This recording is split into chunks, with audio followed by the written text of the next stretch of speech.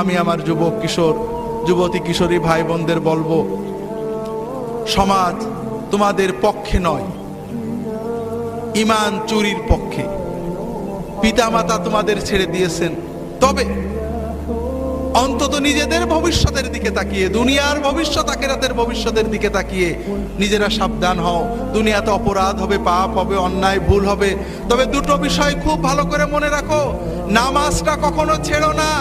নামাজ, যদি সিনেমা হলে থাকো বেরিয়ে এসে নামাজ পড়বে, যদি খেলার মাঠে থাকো ওয়াক্ত মতো নামাজ পড়বে। নামাজটা কখনোই ছাড়বে না, যত কিছুই হোক সময় মতো নামাজ পড়বে। আর অশ্লীলতাকে, মাদকতাকে বিষের মতো পরিত্যাগ করবে। এই দুটো বিষয় যদি তুমি ঠিক রাখতে পারো, ইনশাআল্লাহ অন্যান্য ভুল ত্রুটি তওবা করবে, ভালো হবে, খারাপ হবে, এই নামাজ তোমাকে আল্লাহর পথে টিকিয়ে রাখবে।